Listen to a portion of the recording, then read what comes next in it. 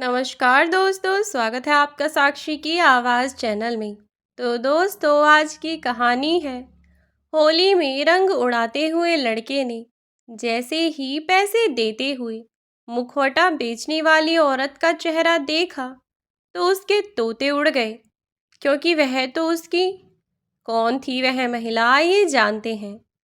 होली पर चेहरों पर तरह तरह के मास्क लगाकर लोग इधर उधर घूम रहे थे, तो विनय भी अपने दोस्तों के साथ खेलने के लिए ऐसा ही मुखौटा लेने के लिए चला गया और मुखौटा बेचने वाली बुजुर्ग महिला से विनय ने मुखौटा मांगा।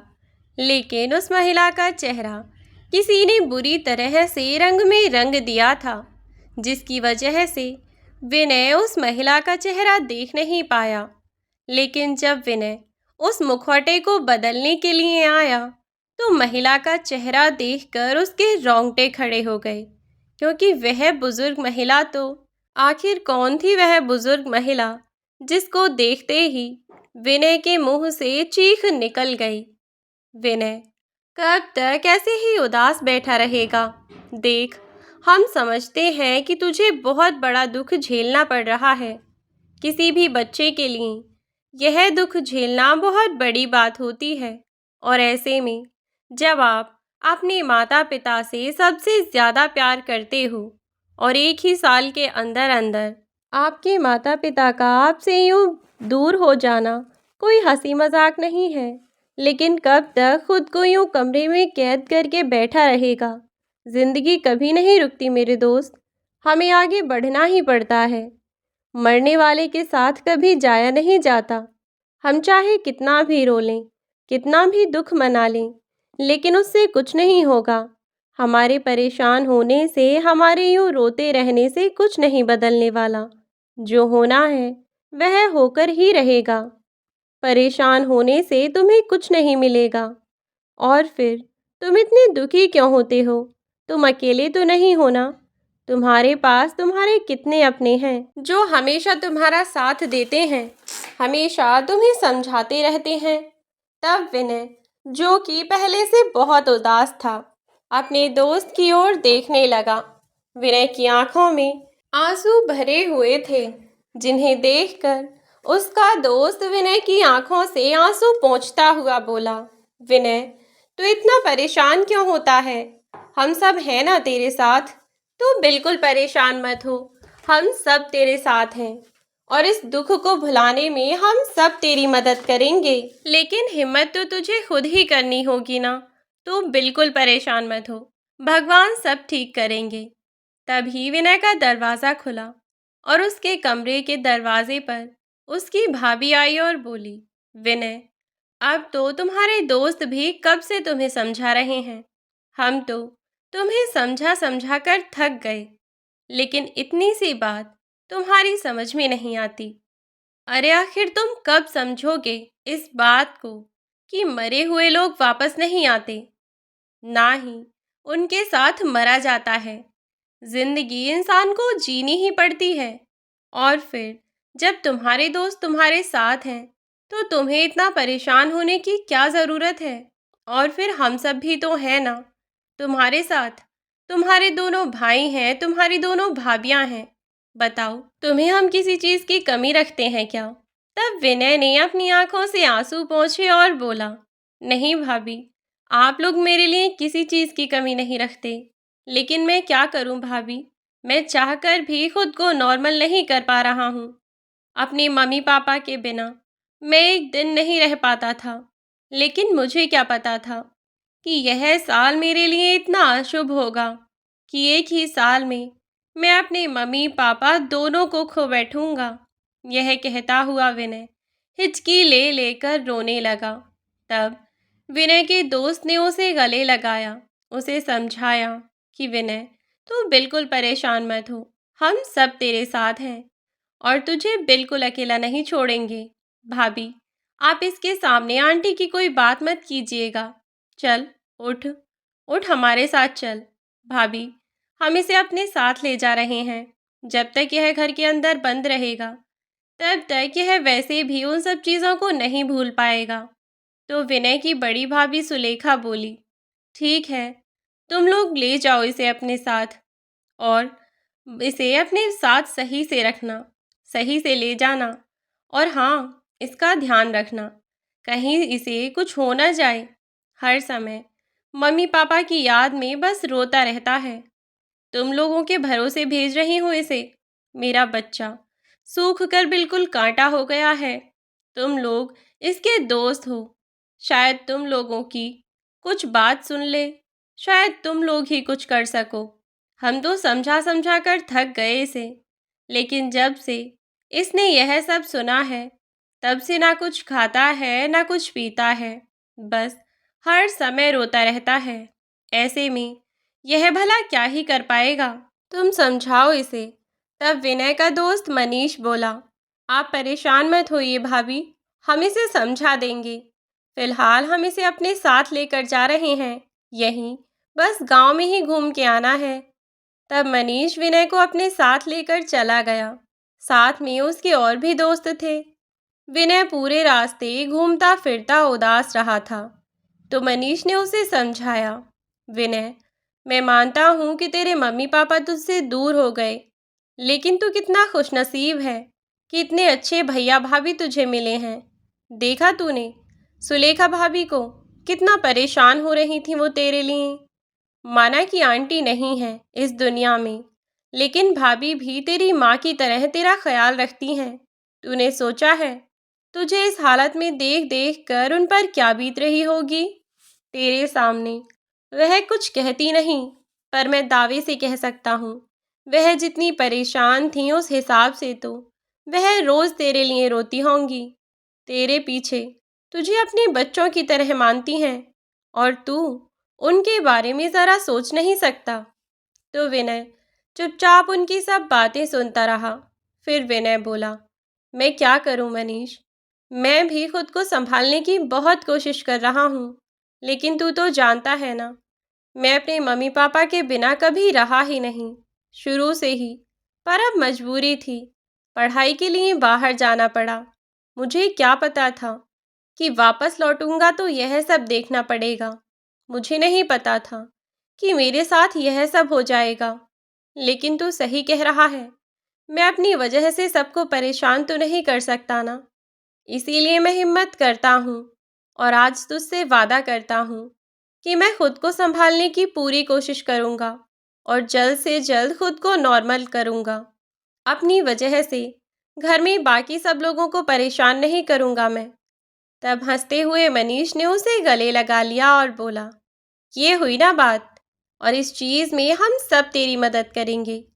क्यों, है ना दोस्तों। जब मनीष ने यह कहा तो उसके सभी दोस्त बोले, हाँ विनय, हम तुम्हारी मदद करेंगे। हाँ हाँ, हम सब तुम्हारा साथ देंगे। फिर उन सब लोगों ने मिलकर इस बार की होली मथुरा वृंदावन में मनाने का फैसला किया। और इसके लिए मनीष ने विनय की भाभी से परमिशन लेने की जिम्मेदारी अपने ऊपर ले ली। उन सब ने सोचा कि इसी बहाने सब दोस्तों की साथ में छोटी सी ट्रिप भी हो जाएगी और साथ ही विनय का थोड़ा सा ध्यान भी बट जाएगा। और वैसे भी सुना है कि बांके बिहारी सबके दुख, दर्द और पीड़ा सब हर लेते हैं, तो क्या पता विनय की मुश्किलें भी वहीं हल हो जाएं। सब ने जाने का मन बना लिया। अब बारी थी विनय के भैया भाभी से परमिशन लेने की। विनय ने अपने दोस्तों को समझाया और कहा भी कि उसके छोटे भैया भाभी रजत और कीर्ति तो फिर भी परमिशन दे देंगे, लेकिन उसके बड़े भैया भाभी मोहित और सुलेखा, उन दोनों को मनाना थोड़ा कठिन काम है, क्योंकि पहले से भी वे लोग थोड़े से स्ट्रिक्ट ही हैं, क्योंकि सबने प्लान बना ही लिया था। इसीलिए विनय के घर वालों से पूछना भी था और मनीष को इसीलिए पूरी उम्मीद थी, क्योंकि विनय की भाभी और विनय के भैया सभी उसे ठीक देखना चाहते थे। तो मनीष को पूरी उम्मीद थी कि वे लोग विनय को भेजने के लिए तैयार हो जाएंगे। उन लोगों ने उसी दिन प्लान बनाया और अगले ही दिन सारे दोस्त मिलकर विनय के घर पर उसके भैया भाभी से बात करने के लिए पहुंच गए। और जैसा कि उसने कहा था, विनय के छोटे भैया भाभी रजत और कीर्ति से बात करने पर उन दोनों ने अपनी तरफ से हामी भर दी, लेकिन कहा कि आखिरी फैसला तो बड़े भैया का ही होगा। इसीलिए उन्हें मोहित और सुलेखा से परमिशन लेनी ही पड़ी। अभी तक मोहित घर पर आया नहीं था, इसीलिए उन सब ने उसका वेट किया। और जब मोहित ऑफिस से आया तो उन सब ने मोहित से बात की कि भैया, हम सब लोग एक छोटी सी ट्रिप पर जाना चाहते हैं। अगर आपकी परमिशन हो तो हम विनय को साथ लेकर जाना चाहते हैं। वह थोड़ा घूमेगा फिरेगा तो उसका मन भी फ्रेश हो जाएगा। और आप तो जानते ही हैं आंटी अंकल की वजह से कितना अपसेट है। होली पर घर पर ही रहेगा तो इसे उनकी और भी ज़्यादा याद आएगी। इसीलिए हमने सोचा है कि इस बार की होली हम बाहर मनाएंगे, तो उसी के लिए आपसे परमिशन लेनी थी। लेकिन मोहित ने भी जब यह बात सुनी तो उसने भी खुशी खुशी इस बात की परमिशन उन्हें दे दी। फिर हंसते हुए पूछा, अरे भाई, जाने का प्लान तो तुमने बना लिया, मुझे कोई प्रॉब्लम भी नहीं है। तुम सब लोग साथ में चले जाना। 2 दिन क्या, 4 दिन की ट्रिप पर जाना। और विनय को पहले की तरह बिल्कुल हंसता खेलता और सही सलामत करके लाना। लेकिन यह तो बताओ कि तुम लोग जा कहाँ रहे हो? यह सुनते ही मनीष चहकता हुआ बोला, मथुरा वृंदावन जा रहे हैं भैया। अब की बार तो बांके बिहारी के चरणों में ही होली मनाएंगे। मथुरा वृंदावन का नाम लेते ही मोहित, सुलेखा, कीर्ति और रजत चारों के चेहरे का रंग उड़ गया। उनका चेहरा सफ़ेद पड़ गया और चौंकते हुए बोले, क्या कहा? मथुरा वृंदावन? मथुरा वृंदावन जाने का प्लान बनाया है तुम लोगों ने? लेकिन वहाँ जाने की क्या ज़रूरत है? घूमना ही है तो किसी अच्छी जगह जाओ ना। तो विनय का एक दोस्त बोला, भैया, वह भी तो बहुत अच्छी जगह है ना। तो मोहित बोला, अरे किसी और अच्छी जगह पर चले जाओ, इतनी भी अच्छी जगह नहीं है। और फिर हम कितनी बार तो वहाँ जा चुके हैं। तो मोहित बोला, भैया सही है ना, अनजान जगह भी नहीं है, हमारी सेफ्टी पर्पस से भी ठीक रहेगा। क्योंकि अभी तक ज़्यादा दूर का टूर अकेले किया नहीं है और फिलहाल इसकी तबीयत भी अच्छी नहीं है। मैं तो बस इसीलिए कह रहा था। तो छोटा भाई रजत बोला, अरे मनीष, भैया ने एक बार कहा ना, मथुरा वृंदावन नहीं जाओगे मतलब नहीं जाओगे। अगर तुम लोगों को घूमना है तो कहीं और चले जाओ, वरना कोई ज़रूरत नहीं है कहीं जाने की। गांव में ही सबके साथ होली मनाओ। यह सुनकर मनीष और उसके सभी दोस्त थोड़ा आश्चर्यचकित हो गए कि अचानक से मथुरा वृंदावन का नाम सुनते ही इन लोगों के चेहरे की हवाइयाँ क्यों उड़ गईं। आखिर ऐसा क्या है वहाँ पर? तब रजत ने बात को संभालने के उद्देश्य से कहा कि अरे बेटा, तुम लोगों को घूमना ही तो है, कहीं और घूम सकते हो ना। दुनिया में इतनी सारी जगह हैं, उत्तराखंड की तरफ चले जाओ। तब मनीष बोला, भैया, उत्तराखंड की तरफ ही आंटी भी तो गई ना। और फिर विनय की ओर देखकर कहने लगा कि कोई बात नहीं भैया, अगर आपको इतनी ही दिक्कत है तो रहने दीजिए। और वैसे भी मैं तो यह सब इसी के लिए सोच रहा था, इसे भी मथुरा वृंदावन बड़ा अच्छा लगता है, तो इसीलिए मैंने सोचा कि इसे वहीं घुमा लाता हूँ, इसका मूड फ्रेश हो जाएगा। पर अगर आपका मन नहीं है इसे भेजने का तो कोई बात नहीं। तब इतना कहकर मनीष अपने घर चला गया। लेकिन मनीष के जाने के बाद विनय फिर से उदास बैठा रहा। विनय ने किसी से कुछ नहीं कहा और यूं ही उदास बैठा रहा। तब सुलेखा और कीर्ति दोनों ही विनय को समझाने के लिए आई कि विनय, तुम कहीं और क्यों नहीं घूम आते अपने दोस्तों के साथ, कहीं और घूम आओ। तब भी विनय कुछ नहीं बोला, बस इतना कहा कि भाभी, भैया आ जाएं तो मुझे बता दीजिएगा, मुझे उनसे बात करनी है। तो सुलेखा बोली, तुम्हारी भैया तो अंदर ही हैं, अगर उनसे बात करनी है तो जाओ कर लो। तब विनय अपने भाई से बात करने के लिए गया। वह मोहित के पास जाकर बोला, भैया, एक बात बताइए, आपको मुझे भेजने में कोई परेशानी है क्या? विनय की बात सुनकर मोहित उसकी ओर देखने लगा, फिर बोला, नहीं तो मुझे भला क्या परेशानी होगी विनय? बल्कि मैं तो खुद कह रहा हूँ कि घूमने के लिए कहीं चले जाओ, तेरा मन हल्का हो जाएगा। तो भैया, जब मनीष और मेरे बाकी सभी दोस्त जाने के लिए कह रहे थे, तब आपने मना क्यों कर दिया? मथुरा वृंदावन में ऐसा क्या है जो आप मुझे वहां जाने नहीं देना चाहते? यह सुनकर मोहित का चेहरा फिर से उतर गया और एक पल के लिए वह सकपका गया। फिर बोला, ऐसा कुछ नहीं है, मुझे भला क्या दिक्कत होगी? तू अपने कमरे में जा, जाकर आराम कर। मैं सुबह देखता हूँ कि क्या करना है और कैसे करना है। तुम्हें घूमने जाना है ना, उसका सारा अरेंजमेंट मैं खुद कर दूंगा। और इतना कहकर वह आराम करने लगा। इधर सुलेखा मोहित के पास आई और बोली, मोहित, आप इसे जाने क्यों नहीं देते? अगर इसका इतना ही मन है जाने का तो इसे जाने दीजिए ना। जबरदस्ती आप उसे रोक रहे हैं। तो मोहित बोला, ऐसे कैसे उसे भेज दूं? उसे वहां भेजने का मतलब समझती हो? सब कुछ जानते हुए भी तुम ऐसा पूछ रही हो जैसे तुम्हें कुछ पता ना हो। तो सुलेखा बोली, हाँ हाँ, मैं सब जानती हूँ, लेकिन ऐसा तो नहीं है ना कि मथुरा वृंदावन बस एक गली में ही बसता हो।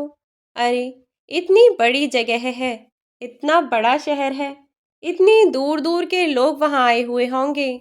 और आप जानते भी हैं, इस समय होली के दिनों में वहाँ इतनी भीड़ होगी कि बस पूछिए मत। इतनी भीड़ में अगर आप मेरे साथ चले गए ना, और आपका हाथ मुझसे छूटने पर आप मुझे नहीं ढूंढ पाएंगे। किसी और का मिलना तो बहुत दूर की बात है। मेरी माने तो आप उसे जाने दीजिए, वरना खामोखा वह आपको गलत समझेगा और हम पर खामोखा शक करेगा। इसीलिए आप उसे जाने दीजिए। जब सुलेखा ने मोहित को समझाया तो मोहित बोला कि शायद तुम ठीक कह रही हो सुलेखा, मुझे ऐसा ही करना चाहिए। चलो एक काम करो, तुम जाकर विनय से कह दो कि अपने दोस्तों के साथ वहाँ घूमने के लिए चला जाए। वरना अगर खामखा उल्टे दिमाग का ही है, कहीं हमें लेने के देने ना पड़ जाएं, कहीं सोचने लगे कि हम उसे वहाँ जाने क्यों नहीं दे रहे, वहाँ जाने से क्यों रोक रहे हैं। और वैसे भी अभी पूछ तो रहा था। सही कह रही हो तुम। जाओ, जाकर उसे कह दो कि घूमने चला जाएगा। अरेंजमेंट मैं कर देता हूँ। बाकी का कह देना कि मैं सरप्राइज देना चाहता था। यह ठीक रहेगा, है ना? तो सुलेखा भी बोली कि हाँ हाँ, यह बिल्कुल अच्छा रहेगा। चलिए, अब आप सारी तैयारी कर दीजिए उसके जाने की। उसे अंदाज़ा नहीं होना चाहिए कि हमने क्यों मना किया, क्यों नहीं। सुलेखा विनय को यह बात बताने चली गई कि मोहित ने उसके दोस्तों की और उसकी ट्रिप के लिए हामी भर दी है, और न सिर्फ परमिशन दी है, बल्कि सारी तैयारी भी उन्होंने खुद ही की है।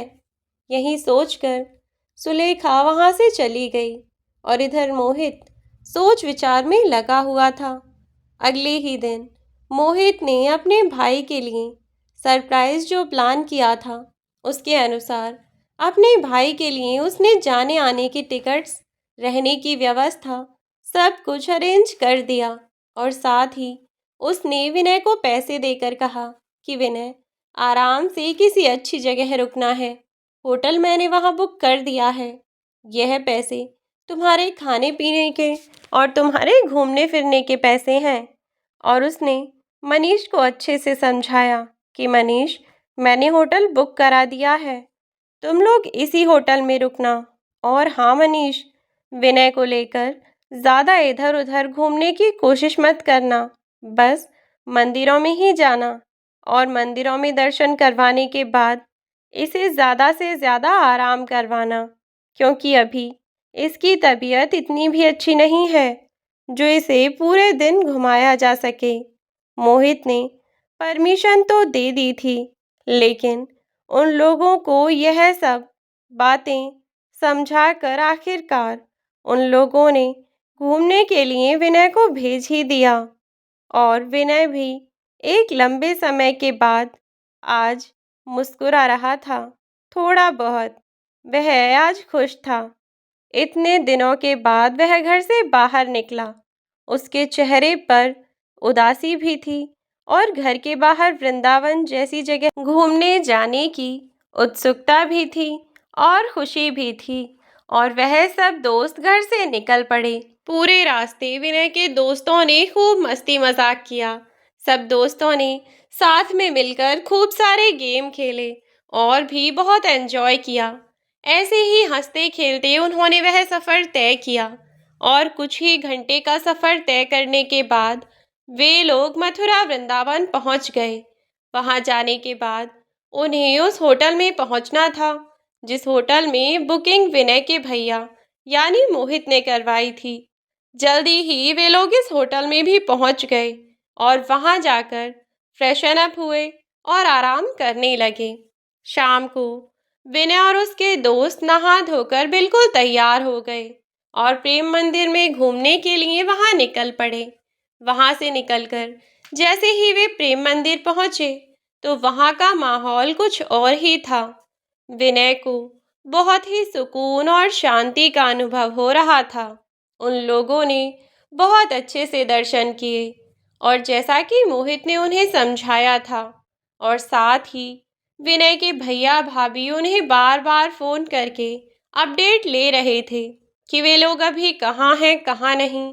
कभी मनीष को फोन करते, कभी किसी और दोस्त को, तो कभी विनय से पूछते कि तुम कहाँ हो, और बार बार मनीष को यह समझाते कि मनीष, विनय को लेकर ज़्यादा मत घूमना। बस वे लोग मंदिरों में घूमते और फिर सीधा होटल पहुंच जाते और होटल में आराम से खाते पीते और मस्ती करते। ऐसे ही उन्हें कई दिन बीत गए और आज छोटी होली का दिन था जिस दिन वृंदावन की हर गली में धूम मची हुई थी और हंगामा मचा हुआ था। शोर शराबे के बीच होली का त्योहार मनाया जा रहा था। छोटी होली के दिन ईश्वर के चरणों में गुलाल लगाकर विनय ने भी अपनी होली मनाई। अपने माता पिता को याद करके विनय प्रभु के चरणों में गिरकर बहुत रोया और अपने भगवान से अपने दुखों को कम करने की प्रार्थना भी करने लगा। भगवान के चरणों में गिड़गिड़ाकर रोता हुआ विनय बार बार यही कहे जा रहा था, हे भगवान, मैंने ऐसा कौन सा पाप किया था जो आपने मुझसे मेरे मम्मी पापा को दूर कर दिया। पापा तो मुझे पहले ही छोड़कर जा चुके थे और अब तो अब मेरी माँ भी मुझे छोड़कर चल बसी। कैसे जीऊँगा मैं उन दोनों के बिना। आपने मेरे साथ ऐसा क्यों किया भगवान। मैंने क्या बुरा किया था किसी का। ऐसी ही अनेकों बातें कहकर विनय रोए जा रहा था। आखिरकार वे लोग मंदिर से निकल गए तो विनय के दोस्तों ने उसे अपने साथ लिया और अपने साथ लेकर उसे वे लोग अपने होटल की तरफ चल पड़े। अब तो विनय, मनीष और सारे दोस्तों की ट्रिप खत्म होने को ही थी। बस एक आखिरी दिन था। अगली सुबह जब मनीष और उसके दोस्त उठे तो मनीष विनय से कहने लगा कि मनीष, मुझे एक बात बता यार, ऑलमोस्ट सभी जगह हम घूम चुके हैं और ऐसी कोई ख़ास जगह बची भी नहीं जहां हम घूमे ना हो। तो आज हम लोग घूमने के लिए कहाँ चलेंगे। तब चाय पीता हुआ मनीष बोला, कहाँ चलेंगे मतलब क्या। तू भी हद करता है यार। वृंदावन की तो हर गली हर मोहल्ले में होली है और घूमने के लिए कहीं ख़ास जगह जाने की कोई ज़रूरत थोड़े ही ना है। वृंदावन, बरसाना और मथुरा जैसी जगह तो अपने आप में ही बहुत ख़ास हैं। यहाँ की तो गलियों में भी आनंद आता है। जहाँ मन करेगा वहाँ घूमने चले चलेंगे। 2-3 दिन की ट्रिप से विनय का भी मूड काफ़ी फ्रेश हो गया था और अब पहले के मुकाबले विनय काफ़ी उत्साहित और खुश था। विनय को खुश देखकर मनीष भी बहुत खुश था। तो उन दोनों ने साथ बैठकर चाय पी। अभी तक उनके बाकी के दोस्त उठे नहीं थे। फिर उन दोनों ने मिलकर अपनी बाकी के दोस्तों को उठाया। सब तैयार हुए, चाय नाश्ता किया और फिर होटल से अपना सामान पैक करके वे लोग घूमने के लिए चले गए। अब कोई ख़ास जगह बची नहीं थी, लेकिन आज पूरे दिन के लिए उन्हें होटल में रहना था। क्योंकि उनकी रात की ट्रेन थी। तो इसीलिए वह सब लोग इधर उधर ही मथुरा की गलियों में ही घूमने लगे। घूमते घूमते मनीष को उसके कुछ और दोस्त भी मिल गए, जो पिछली बार की बरसाने की होली में उसे मिले थे। उनसे मिलते ही मनीष बहुत खुश हुआ और उसने विनय को भी अपने उन दोस्तों से मिलवाया। लेकिन उसके वही दोस्त वहीं होली खेलने की जिद करने लगे। हालांकि वे लोग भी होली खेलने ही वहां गए थे, लेकिन अभी नहा धोकर तैयार होकर आए थे। फिर सबका मन बना और सब लोग साथ में फिर से होली खेलने के लिए चल पड़े। उसी गली में जहां से वे लोग निकल रहे थे, विनय के बाकी के दोस्तों ने पीछे से रंग बेचने वाली एक बुजुर्ग महिला से अपने लिए मुखौटे खरीदे और विनय और मनीष के पास आए और उन्हें दिखाने लगे। तो मनीष और विनय दोनों भी पीछे लौट कर गए और मुखौटे खरीदने वाले से विनय ने अपना मुखौटा खरीदा और मनीष ने अपना। लेकिन उस महिला का मुंह भी पूरी तरह से रंग में रंगा हुआ था, इसीलिए किसी को पता नहीं चला कि वह कौन है कौन नहीं। और दोनों दोस्तों ने उस महिला से सामान लेकर उसे पैसे दे दिए, लेकिन उस महिला के पास खुले पैसे नहीं थे। इसीलिए वह बोली, बेटा जरा देर रुको, अभी आती हूँ। और कमाल की बात यह थी कि अभी तक उस महिला ने विनय का चेहरा भी नहीं देखा था, क्योंकि विनय ने और विनय के दोस्त ने यानी मनीष ने दोनों ने ही अपने बाकी के दोस्तों के मुखौटे छीनकर अपने चेहरों पर पहन रखे थे। लेकिन यह आवाज़ विनय को कुछ जानी पहचानी सी लगी, जो उस महिला की आवाज़ थी। लेकिन विनय खुद को ही समझाने लगा और बोला, दिमाग चल गया है लगता है तेरा। मैं तो यहाँ मन की शांति के लिए आया था, लेकिन यहाँ आकर और पागल हुए जा रहा हूँ। पता नहीं क्या क्या सुन रहा हूँ। तो मनीष ने पूछा कि क्या हुआ, अकेले अकेले अब क्या बड़बड़ा रहा है। कुछ नहीं यार, तूने अभी इन आंटी जी की आवाज़ सुनी? ऐसे लगा जैसे मेरी माँ मुझे बुला रही हो। इतना कहता कहता विनय हंसने लगा, लेकिन उसकी आंखों में आंसू थे। मनीष ने विनय के कंधे पर हाथ रखा और बोला, यार सच कहूँ तो आवाज़ तो मुझे भी आंटी जी जैसी ही लगी थी, पर ऐसा कैसे हो सकता है? कुछ लोगों की आवाज़ कई बार एक जैसी लगती भी है, तो हो सकता है कि उनकी आवाज़ वैसी ही हो। चल कोई ना, तू परेशान मत हो। हम लोग फिर से मंदिरों में एक बार दर्शन करने के लिए चलते हैं और फिर शाम को वापस निकल लेंगे, ठीक है ना? हमारे सबसे पास में बांके बिहारी का मंदिर ही पड़ेगा, तो हम वहीं चलेंगे, ठीक है ना? वे दोनों आपस में बातें करते वक्त अपने चेहरे से मुखौटा उतार कर ही बातें कर रहे थे कि तभी वह वृद्ध महिला खुले पैसे लेकर आई और बोली, बेटा ये लो पैसे। आवाज़ सुनकर मनीष का ध्यान टूटा और उन्होंने पैसे लेने के लिए अपना हाथ बढ़ाया, लेकिन उस महिला का चेहरा देखकर वे दोनों ही चौंक गए। उस महिला को देखते ही विनय की तो चीख निकल पड़ी। अब क्योंकि उन दोनों के चेहरे पर भी मुखौटा नहीं था, इसीलिए उस महिला ने भी उनका चेहरा देख लिया। चीखते ही विनय उस महिला की ओर बढ़ा और वह महिला भी उसे देखकर रोने लगी। विनय, जिसकी स्थिति पहले से ही बहुत कमज़ोर थी, वह वहीं दहाड़े मार मार कर रोने लगा और बेहोश हो गया। घबराकर उस महिला ने मनीष की मदद ली और विनय को पास ही के अस्पताल में लेकर पहुंचे। जैसे ही विनय की आंखें खुलीं, तो वह बहुत ज़ोर ज़ोर से रोने लगा और उस वृद्ध महिला से लिपट गया, क्योंकि वह महिला कोई और नहीं बल्कि विनय की माँ थी। लेकिन ऐसा कैसे हो सकता है? विनय की माँ यहाँ कैसे पहुँच गईं? यह सब विनय समझ ही नहीं पा रहा था। विनय के मन में बहुत सारे सवाल थे, लेकिन अपनी माँ को देखकर वह बहुत समय तक ऐसे ही रोता रहा। आखिरकार उसकी माँ ने उसे चुप कराया और तब जाकर विनय थोड़ा शांत हुआ और अपने आंसू पोंछते हुए उसने अपनी माँ से कहा, माँ मैं ठीक हूँ, पर आप कैसी हैं? आपकी यह हालत कैसे हुई? आप तो बिल्कुल ठीक ठाक थीं। जब मैंने आखिरी बार आपको गांव में देखा था, तब तक तो आप बिल्कुल ठीक ही थीं। और अब देखिए कितनी कमज़ोर हो गई हैं आप। लगता है जैसे कितने दिन से आपने खाना भी नहीं खाया। और आप यहाँ कैसे पहुँची? और कौन लोग हैं यह जहाँ आप रह रही हैं? प्लीज़ माँ मुझे बताइए, वरना सोच सोच कर मैं ऐसे ही परेशान होता रहूँगा। मेरे दिमाग से ये बात निकल ही नहीं रही है माँ। प्लीज़ मुझे बताइए ना। तब विनय की माँ सुशीला जी ने विनय के कंधे पर हाथ रखा और प्यार से पुचकारते हुए उसे शांत कराया। बेटा, सब कुछ बताऊंगी मैं तुझे। पहले तू थोड़ा शांत हो जा और थोड़ा सा पानी पी ले। इतने दिनों बाद मुझे मेरा बच्चा मिला है। मुझे तो उम्मीद भी नहीं थी कि मैं तुझे दोबारा कभी देख भी पाऊंगी, पर शायद भगवान को मुझ पर तरस आ गया, इसीलिए उन्होंने तुझे मेरे पास भेज दिया।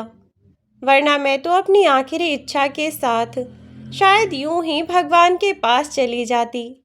तू यह सब छोड़, बिल्कुल परेशान मत हो। पहले आकर यहाँ बैठ। पानी पिएगा तू? रानी बिटिया, थोड़ा सा पानी ला दो। सुशीला जी ने उस घर में आवाज लगाई और पानी मांगा, तो उस लड़की ने अंदर अपने घर से पानी लाकर दे दिया। विनय ने पानी पिया और अब तक उसके दोस्त भी वहीं आकर बैठ गए। सब लोगों ने जब सुशीला जी को जीवित देखा तो वह सब बहुत खुश हो गए थे, क्योंकि आखिरकार उनका दोस्त जिस वजह से इतने समय से परेशान था, आज वह वजह खत्म होने वाली थी और इसीलिए वे लोग खुश थे। विनय के सभी दोस्त भी उसी के साथ बैठे हुए थे और सुशीला जी ने विनय को सच बताना शुरू किया। बेटा, जब तेरे पापा की मौत हुई तब तो तू आया ही था। तेरे पापा की तबीयत भी अचानक खराब होने लगी थी, जिसके कारण मेरी तो कुछ समझ में ही नहीं आया। डॉक्टर से तेरे भाइयों ने और तेरी भाभीयों ने इलाज भी खूब चलवाया, लेकिन फिर भी कोई फायदा नहीं पड़ रहा था। और आखिरकार तेरे पापा इस दुनिया को छोड़कर चल बसे। उनकी मौत के बाद तूने तो देखा ही था कि मेरी हालत कैसी हो चुकी थी। तेरे आने से मुझे फिर भी सहारा मिला, लेकिन 1 महीने से ज़्यादा तू भी नहीं रुक सकता था ना। आखिरकार तेरी भी तो पढ़ाई थी, और फिर जाने वाले के साथ जाया तो नहीं जाता ना।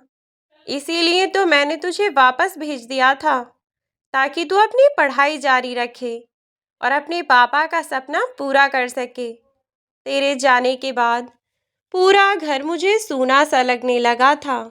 न मेरा खाने का मन करता, न पीने का, कुछ काम करने का मन नहीं करता था। बस अपने कमरे में पड़ी पड़ी रोती रहती थी। उस घर का अकेलापन मुझे काटने को दौड़ता था। धीरे धीरे मैंने खुद को काम में व्यस्त करने की कोशिश की। सोचा कि यदि काम में व्यस्त रहूंगी तो इतना ज़्यादा दुख नहीं होगा, कुछ सोचने का वक्त ही नहीं मिलेगा। लेकिन फिर भी ऐसा नहीं हुआ। धीरे धीरे मैंने सब कुछ वक्त के ऊपर छोड़ दिया। समय बीतने लगा। एक दिन मैं कमरे में सफाई कर रही थी, तब मुझे तेरे पापा के लॉकर की चाबी मिली। मैंने सोचा कि एक बार क्यों ना जाकर लॉकर को देखा जाए, क्योंकि तेरे पापा ने वह चाबी बहुत संभाल कर रखी थी। इसीलिए मैं वह चाबी लेकर तेरे पापा का लॉकर खोलने लगी और उसमें देखने लगी कि आखिर उसमें ऐसा क्या है। लेकिन मैंने जब वह लॉकर खोला तो मेरे होश उड़ गए, क्योंकि उस लॉकर में कुछ ऐसा देखा मैंने जिसे देखकर मुझे अपनी आंखों पर भी यकीन नहीं हो रहा था। क्या ऐसा सच में हो सकता है? मैं बार बार खुद से पूछ रही थी, लेकिन उस चीज़ का क्या मतलब था यह मुझे समझ भी ना आया। पर माँ, आपने लॉकर में ऐसा क्या देखा जिसे देखकर आप इतनी चौंक गईं? तो सुशीला जी बोलीं, उस लॉकर में मुझे मेरी कंपनी के कुछ कागजात मिले। तुम्हारे पापा ने जो कंपनी इतनी मेहनत से शुरू की थी, जिसे अब तुम्हारे दोनों भाई मिलकर संभाल रहे थे, वही कंपनी के कागजात मुझे वहाँ मिले। बहुत ज़्यादा पढ़ी लिखी तो नहीं हूँ, लेकिन फिर भी उन कागजात को देखकर ऐसे लगा जैसे उनमें कुछ तो राज छिपा है। मैं तेरे भाइयों को बताए बिना अपने वकील के पास गई और वहां जाकर मैंने वकील साहब से बात की और जानने की कोशिश की कि इन कागजात में क्या है। तब वकील साहब ने जो मुझे बताया, वह सुनकर तो तुझे भी तेरे कानों पर यकीन नहीं होगा, क्योंकि मेरे साथ भी ऐसा ही हुआ था। वकील साहब ने मुझे बताया कि वह कागजात कोई नॉर्मल कागज़ नहीं है, वे उस कंपनी के कागज़ थे और उन कागज़ों में बहुत ज़्यादा गड़बड़ी थी। उन कागज़ों को डिटेल्स से देखने पर वकील ने मुझे बताया कि पैसों में बहुत ज़्यादा हेरफेर हुआ है। कंपनी में लाखों का घोटाला किया जा रहा था और उस घोटाले के बारे में कंपनी के कुछ एक मेंबर्स को ही पता होगा। और तुम तो जानते ही हो, तुम्हारे पापा के अंडर तुम्हारे दोनों भाई ही काम किया करते थे। बाकी कंपनी में न जाने कितने एम्प्लॉयज़ रहते हैं, लेकिन किसी अपने की मर्जी के बिना इतना बड़ा घोटाला होना संभव तो नहीं था ना। बस यही सोचकर मैंने और जानकारी निकालने की कोशिश की, तो मुझे पता चला कि तुम्हारे दोनों भाई तुम्हारे पिता से अपने लिए कंपनी में 50-50% की पार्टनरशिप मांग रहे थे। उनका कहना था कि पिताजी को कोई काम करने की ज़रूरत नहीं है, तो आप घर पर बैठिए, सब कुछ अब हम संभाल लेंगे। लेकिन तुम्हारे पापा, जिन्होंने अपनी कंपनी को अपना पूरा जीवन दिया था, वह ऐसे कंपनी जाना कैसे छोड़ सकते थे? और फिर उनके जाने के बाद तो सब कुछ वैसे ही तुम सबका ही होने वाला था ना। बस इसीलिए तुम्हारे पापा ने उन दोनों से बहुत बहस भी की थी शायद, लेकिन फिर भी वे लोग माने नहीं और आपस में ही झगड़ा करने लगे। बताया था मुझे तुम्हारे पापा ने कुछ दिनों पहले इन्हीं बातों को लेकर यह दोनों उनसे झगड़ा भी कर रहे थे और उन्होंने समझाया भी। तो तब तो दोनों ने कहा कि ठीक है, आगे से हम ऐसा ही करेंगे, जैसा आप बोलेंगे हम वैसा ही करेंगे। लेकिन उसके बाद से कंपनी में पैसों का घोटाला होने लगा। दोनों ही अपना अपना करने लगे थे। तब जाकर मुझे यह सच्चाई पता चली थी। तो जब मुझे इतना सब पता चला, तो मुझे शक हुआ कि तुम्हारे पापा की मौत वह भी प्राकृतिक थी या किसी की सोची समझी साजिश। बस यही बात मेरे दिमाग में घूमे जा रही थी कि तुम्हारे पापा के साथ जो हुआ, कहीं उसके पीछे भी इन दोनों का हाथ तो नहीं। यह सब मैं जानना चाहती थी और इसके लिए मैं जुट गई, इधर उधर से सबूत जुटाने में, अपनी बहू पर और बेटों पर नज़र रखने लगी। एक दिन मैंने बेटे और बहू की बातें सुन ली। दोनों कहने लगे कि मोहित, तुम्हारी लाख कोशिशों के बावजूद भी तुम्हारे पापा माने नहीं और हमने जो प्लान बनाया था, वह प्लान भी मुझे काम करता हुआ नज़र नहीं आता। यहाँ हम सोचे बैठे थे कि तुम्हारे बाप के मरने के बाद जायदाद हमें खुद ब खुद ही मिल जाएगी, लेकिन अब तुम्हारी उस माँ की चाकरी करनी पड़ेगी, क्योंकि तुम्हारे बाप की सारी जायदाद तो उनके नाम आ जाएगी ना। तो मोहित बोला, कोई नहीं, तो जैसे पापा को ठिकाने लगाया, वैसे उनका भी कुछ इंतज़ाम करना पड़ेगा। यह बात सुनकर मेरे तो पैरों तले ज़मीन निकल गई, लेकिन मैं चुपचाप वहाँ से आ गई। फिर यह लोग मुझे घुमाने के बहाने से घर से लेकर निकले। मैंने कोशिश की कि मैं हमेशा उनके साथ ही रहूं। फिर यह लोग मुझे मथुरा लेकर आए और यही मौका देखकर मैं इनके चंगुल से भाग निकली, वरना मुझे नहीं पता कि वे लोग मुझे क्या करने वाले थे। और बस उसके बाद से मैं यहाँ मेहनत मजदूरी करके अपना पेट पाल रही हूँ। अच्छा, भैया भाभी इतना गिर सकते हैं, मैंने तो कभी सोचा भी नहीं था। लेकिन फिर वे लोग मेरे साथ इतना अच्छा बर्ताव क्यों करते हैं? अगर उन्हें आप लोगों से इतनी ही प्रॉब्लम थी, तो वह मेरे साथ इतने अच्छे क्यों हैं? या उन लोगों को सच में मुझसे कोई प्रॉब्लम नहीं है? तब सुशीला जी ने बताया कि वे लोग अपनी मर्जी से विनय के साथ अच्छा व्यवहार नहीं कर रहे, बल्कि उनकी मजबूरी है, क्योंकि विनय के पिता की मौत के बाद उनका सेकंड नॉमिनी तो विनय ही था। उन्होंने अपने सभी कागजात में अपनी पत्नी के बाद विनय का ही नाम डलवाया था। इसीलिए वे लोग विनय की इतनी सेवा करते थे, उसका इतना ध्यान रखते थे, ताकि वह खुशी खुशी अपना सब कुछ उन्हें सौंप दे। विनय को जब यह सब पता चला, तो वह गुस्से से बौखला गया और अपनी माँ को अपने साथ लेकर घर वापस जाने लगा। माँ, अब आपको बिल्कुल भी परेशान होने की ज़रूरत नहीं है। आपको कोई कुछ नहीं कर सकता। अब आप देखिए कि आपका यह छोटा सा बेटा क्या क्या करता है। इतना कहकर विनय ने अपनी माँ का हाथ पकड़ा और उन्हें साथ लेकर अपने शहर चला आया। फिर वह अपनी माँ को साथ लेकर सीधा पुलिस स्टेशन पहुंचा और वहां जाकर अपने भाइयों के खिलाफ पुलिस में कंप्लेंट दर्ज करवाई और अपने पिता की हत्या का इल्ज़ाम लगाकर केस आगे बढ़ाने को कहा। गवाह के तौर पर उसकी माँ मौजूद थीं, जिन्होंने सब कुछ अपने कानों से सुना था, जिसका मोहित, सुलेखा और कीर्ति में से किसी को भी अंदाज़ा नहीं था। उन चारों को ऐसा सरप्राइज मिलेगा, यह तो उन्होंने सोचा ही नहीं था। दरवाज़ा खुलते ही चारों के सिर पर जैसे आसमान टूट पड़ा।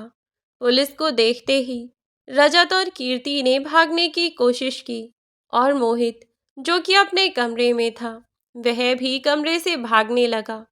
लेकिन बाहर खड़े हुए पुलिस वालों ने उन्हें धर दबोचा और साथ ही रजत और कीर्ति को भी पकड़ लिया और उन चारों को लेकर पुलिस स्टेशन पहुंचे और आगे की कार्यवाही की। उन्होंने अपने माता पिता के साथ जो घटिया काम किया, उसके लिए उन्हें जितनी कड़ी सज़ा दी जाती उतनी कम थी। लेकिन उन्होंने अपने पिता की हत्या की साजिश की, जिसके लिए दोनों बेटों और दोनों बहुओं को 14-14 साल कैद की सज़ा सुनाई गई। हाथ जोड़कर वे रोते गिड़गिड़ाते रहे। लेकिन अब सुशीला जी ने उन चारों में से किसी को भी माफ़ नहीं किया और उनसे अपने सारे रिश्ते ख़त्म कर दिए। कहा कि मेरा आज के बाद तुम लोगों से कोई रिश्ता नहीं है। ना मैं तुम्हारी माँ हूँ, ना तुम मेरी औलाद हो। आज से तुम अपने रास्ते और मैं अपने रास्ते। मेरे पति को मुझसे दूर करने वाली औलाद मेरी औलाद नहीं हो सकती। अरे, इतनी भी क्या जल्दी थी पैसों को हड़पने या हथियाने की? अंत में तो आखिरकार सब कुछ तुम्हें ही मिलना था ना। फिर क्या ज़रूरत थी मेरा सुहाग मिटाने की? तुम लोगों ने मेरे साथ जो किया, उसके लिए मैं तुम्हें कभी माफ़ नहीं करूँगी। सुशीला जी ने उनसे सारे रिश्ते ख़त्म कर दिए और विनय के साथ खुशी खुशी रहने लगीं। अब उनके परिवार में केवल वे और विनय ही थे और वे दोनों अपनी छोटी सी दुनिया में बहुत खुश थे। विनय ने जल्दी ही सारा कारोबार संभाल लिया और अपने पिता का नाम रोशन किया और अपने पिता के कातिलों को सज़ा दिलाकर अपनी माँ का जीवन संवारा और उनका ध्यान रखा। तो दोस्तों, यह कहानी आपको कैसी लगी हमें कमेंट बॉक्स में कमेंट करके ज़रूर बताएं। वीडियो यदि अच्छी लगी हो तो वीडियो को लाइक और शेयर कर दें और चैनल पर नए हो तो चैनल को सब्सक्राइब कर दें। साथ ही बेल आइकन को प्रेस करके जाएं ताकि आने वाली वीडियोस की नोटिफिकेशन आपको मिलती रहे। अंत तक बने रहने के लिए आपका धन्यवाद।